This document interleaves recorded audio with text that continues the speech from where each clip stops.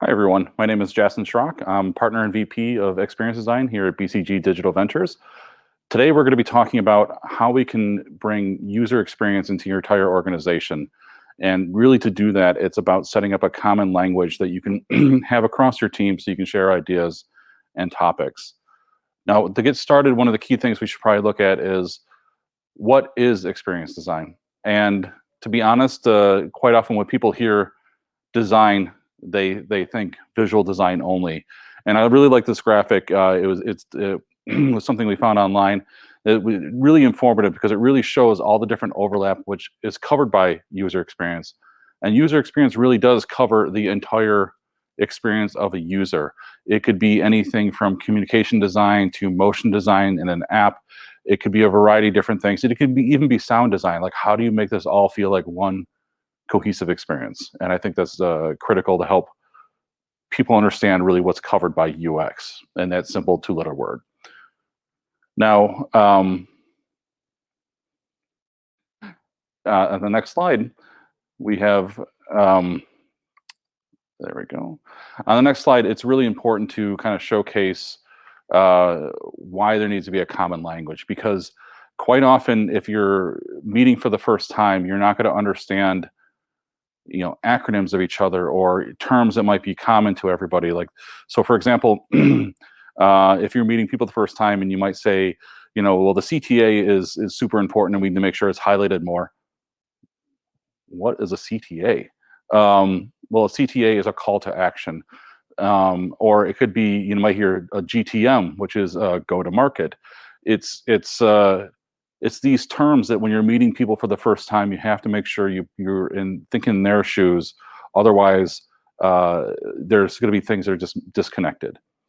But a little bit easier way to look at this is I want to give a handful of different questions you can pose as a non-designer to help you communicate with designers and help feel like you're part of the process. Because one of the critical things here to think about is that the designers aren't the only ones responsible for the product and the user experience. It's everybody that's helping to build that product, and you all have valuable input, and you should be able to share that properly so that it gets across and you can build a cohesive experience for everybody. So let's start from the beginning and talk about some UX planning questions. And one of the really easiest ones is not necessarily, okay, maybe not the easiest, but a good starting point at least is, what type of model are you going to use to work on? How are you going to frame the questions that you're working on for your product? This is the QB model. There's many other ones out there. I suggest trying to, test the model, see if it works, but try to find what works best for your organization and for your goals. So for like this one here, it's really about how important the content is. Does it align with the business goals? Do the interactions match what the users wants? And does it actually match up with the user's goals as well? Because if it doesn't match all four of these, you're going to have issues with your products. Now, another one that's really interesting and quite common, and it's actually so common, there's been a parable about it for thousands of years. You've probably heard of the blind men trying to describe an elephant, and they're in all different areas of the body. One is representing, you're touching the leg and says it's a tree trunk. One is touching the ear, thinks it's a piece of leather. The nose, I think, is a hose. This sounds like it's irrelevant to digital products, but it's really not, because what happens is if you're only looking at one piece of data or only one qualitative research section, you're falling into the same scenario. You're only seeing one part of the picture. So it's really about how do you collect this information about your users, about the product itself, and step back and see them all as one piece, as an entire system, to make sure that you are seeing really what's happening and what's going on. It's only then that can you really make informed decisions. And I think another example is if you start looking at metrics and you go too detailed, it might be helpful for that one feature, but you sometimes miss the larger system, and is that good for the larger system? So it's really about balancing the two out. Here's another interesting one, especially for the startup world. Are you really focused on the users? And quite often the people building the products are not your ordinary users. They are quite often what we classify as power users. And that generally means that they're using features beyond the regular skill set of the average, user of that product. And in that scenario, they will tend to over bias that. And then their feedback will be when sometimes when you question that, their answer is, well, I'm a user too. You know what? Absolutely right. You are a user, but you're not the user, as in the plural users. So you really have to make sure that you're humble enough and can step back and really look at what all of the users need to get done. And as you can see here in this graph, we have the occasional users, the core users, and the power users. The power users, as long as you keep them happy, you'll be fine. It's really the core users where you're going to have the biggest impact. And then the occasional users is where you can help slowly convert them to more core. But you really have to be flexible and you have to be honest with the data and information you're seeing and not be too biased about your own experiences. Here's another interesting topic as well. Don't be scared to flag if you think it's too complex. And I'm not saying designers will make things complex, because they tend to try to make things, they try to simplify things. But if you're not understanding it, just as I said before, you are a user. Feel free to reach, to say, I don't understand this. And there's great books out here like, Don't Make Me Think. It's kind of a provocative title, but I think it's actually important to keep in mind is that as you're giving preferences to people and ways to customize, you think you might be doing something great for the user, but if you make it too difficult, they're not going to do it. They're just going to ignore it. So you need to be able to find ways to customize the experience in a way that's implicit, that learns as it goes, instead of saying, do you want X? Do you want Y? Do you want Z? So lean towards implicit over explicit, and it'll definitely help save you quite a bit of time. On that topic, quite often you might hear of the complexity of a system as a balloon. And the interface is really kind of the connection point between the back end and the front end for the user. And this is a starting point. And if you look at this one here, the complexity is really it's split down the middle, but that sucks. It's putting way too much effort on the user to actually work on and think about. So you really need to make sure that you try to make your system as smart as possible. And then it doesn't have to be smart as possible instantly, but how do you make a plan to have it grow over time so that you're reducing the complexity for the user? Because the more intelligent your system is over time, the more it's going to be used, the more your people are going to enjoy it. And then everybody always talks about minimal viable product, but I think this is also really important to think about as well too. Quite often, you might have seen the graphic up on top. This is from something the Spotify team had put together. It's really not starting from the wheel to the car. It's really starting from a skateboard to a scooter to a bicycle, a motorcycle, and then a car in the final end. It's really how to figure out what's the right return on investment for your time versus the amount of risk you're willing to take at that moment. And it's really how do you build those steps up and have maybe a guiding star at the far end that you're shooting towards to move towards. And related to that, there's often this diagram you'll see where it's, you want to do what's feasible, then what's valuable, what's usable, and what's delightful for the users. And when people hear MVP or minimal viable product, they quite often will do the bottom slice of feasible. Well, that we can get this done. That's the easiest thing we can roll out. Oh, that is going to be such a crappy product. You really need to get a slice that goes all the way up. You need to still be able to delight the user. You still need to be usable. You need to be valuable. It doesn't need to cover the entire experience, but you need to have a little bit of each one of those. Otherwise, people aren't going to use it. Just having something that's feasible isn't enticing, isn't going to have a hook. It's not going to be something that people repeat and use. In the end, one of the biggest things I see here is that you still have to balance out the ROI versus the risk, but you also have to avoid getting stuck in a sunk cost fallacy. Just because you put a ton of time into something, be honest with yourself. Is that still the right direction to go? Because if it's not, you need to be able to pivot your team. Otherwise, you're just going to waste more time and resources. And it's a difficult question to look at, but I think it's always helpful to be able to ask that question and say, is this the right direction to be going at this time? Now, I kind of alluded to it slightly earlier before, but it's really once you kind of establish this, it's really you have to think about how do I make this a habit? Very few products out there are used only once, especially in the digital space. So, what is the hook? What brings people back? How do they? How do you interact with the user in a way that's going to entice them to come back again? Or how do you nudge someone after they leave your product to come back again? Is that some notification? Is that an email? Is it some other process to bring them back and turn it into a habit? Because until you turn it into a habit, you only have a one-off thing that's going to be problematic. And you'll quite often see this with mobile apps, for example. They will have tons of downloads, but very few of them actually have a hook where people will keep it for a long period of time. And it's something that's really critical to a successful product. I mean, Larry Page, for example, always kind of equated it to a toothbrush. Like, how do you make it as much of a habit as a toothbrush? And you can see the quote right there. I always found that kind of an interesting analogy to think about. Now, priorities. This is always the fun one.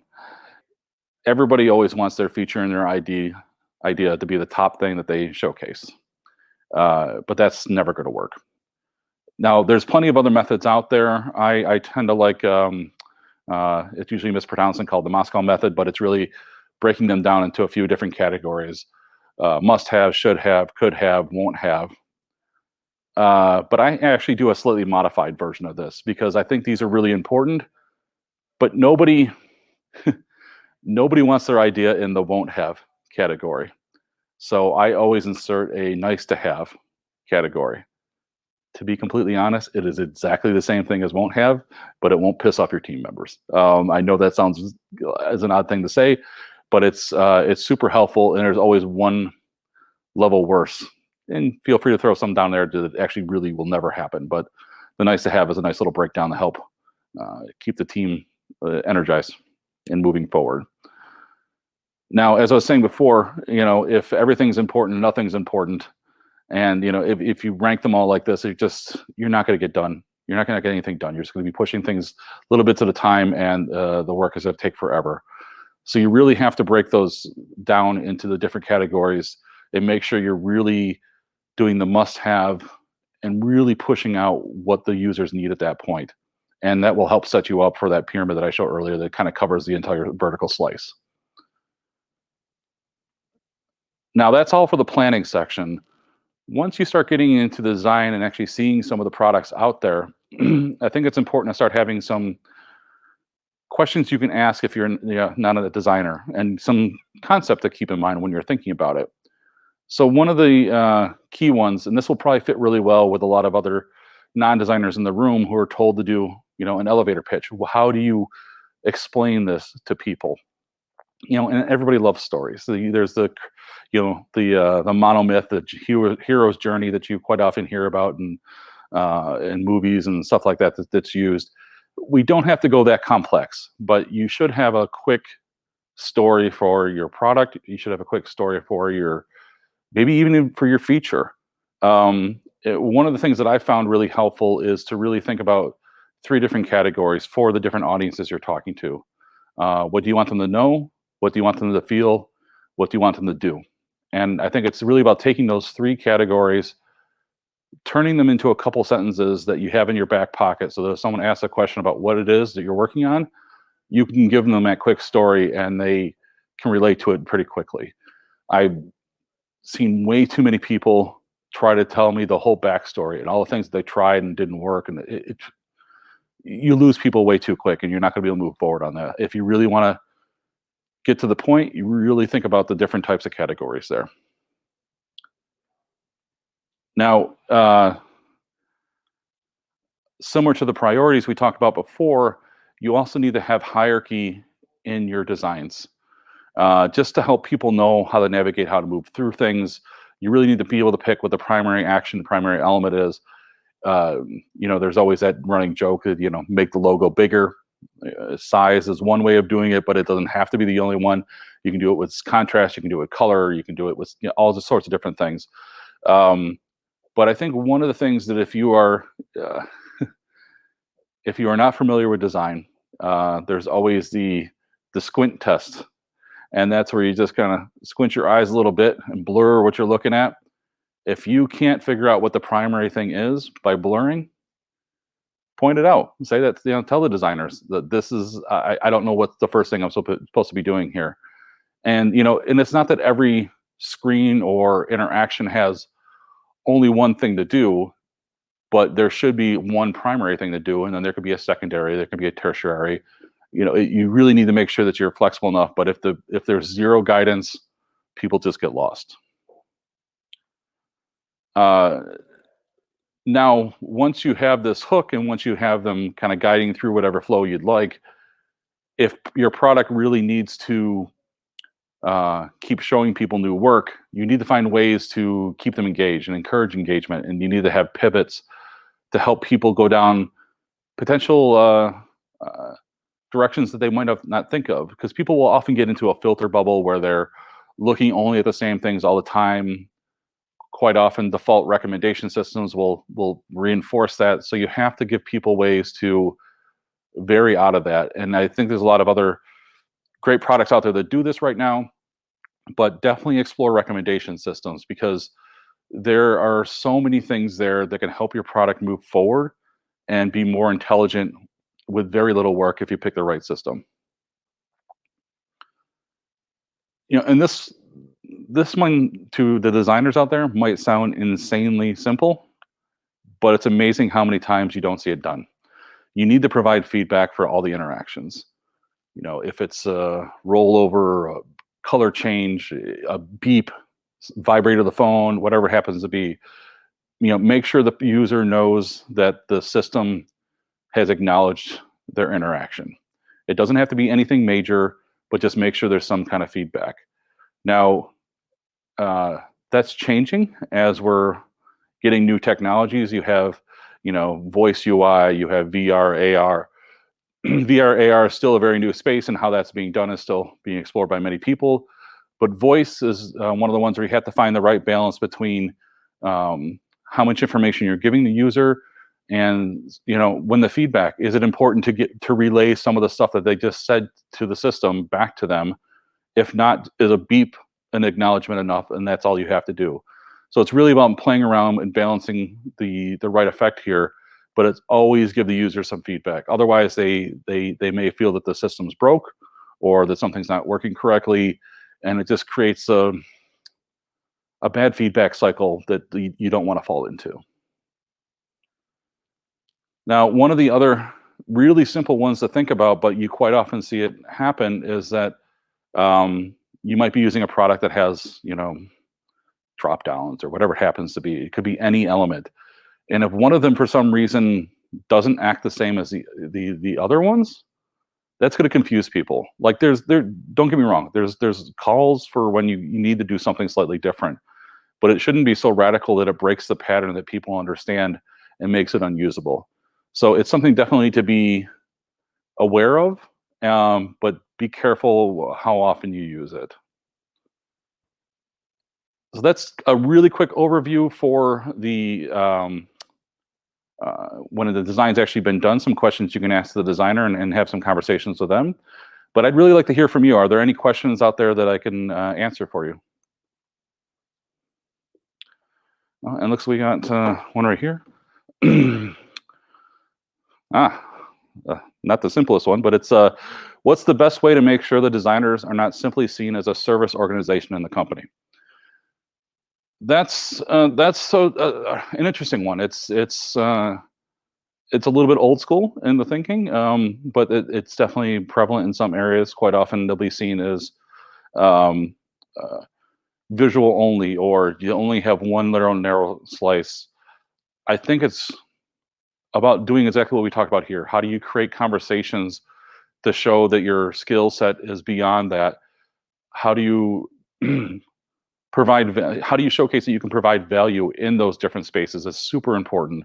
Um, and one of the things I think to keep in mind, it's not about changing the entire company. Find a champion, find somebody that can cheer for you and help with the change, and do it from there. Trying to change the entire organization is likely not going to happen. So take some learnings from some change management, do it in little steps.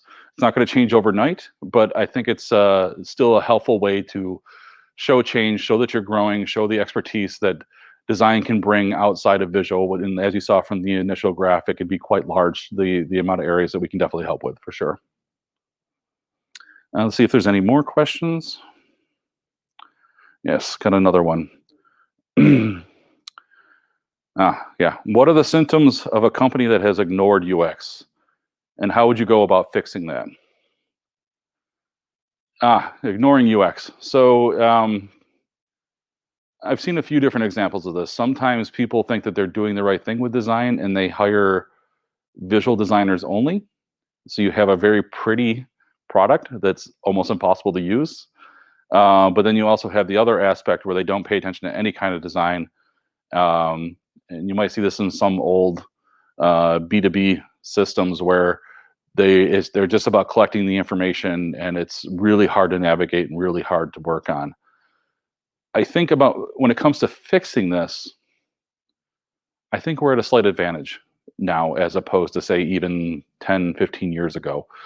And right now that's because we all have little computers in our pocket with generally good UX. And people are exposed to it so much more now than they used to be, that they expect the other products they use in their daily life to work as well as what they have in their pocket. Use this as an example to help change the culture that you're talking about in the company, and find potential examples out there. It's not about starting from scratch. There's definitely plenty of places you can look to see if there's other products or other features that maybe you can leverage that do what you want to do, and build on that from there. I think it's just really critical to keep in mind that it's not necessarily about doing it all from scratch. There's so many tools, so many frameworks out there that can help with a variety of different UX questions and issues. It's really about looking at the problem and tackling it that way. But I also think don't be scared about, if you're a designer or not a designer, reaching out to the public. I mean, there's plenty of different events around. Go and ask questions. Go be curious. The people, if you read an article or read a book, feel free to reach out to the author. I mean, telling them that you love their work is always a very easy way to get a communication going from there, or at the very least, getting some resources from them. But I think it's really about starting to ask questions from there. See if there's any more questions. Nope, I think that's it for now. I hope you enjoyed the chat. If there's any other questions, feel free to reach out. But thank you and have a great one.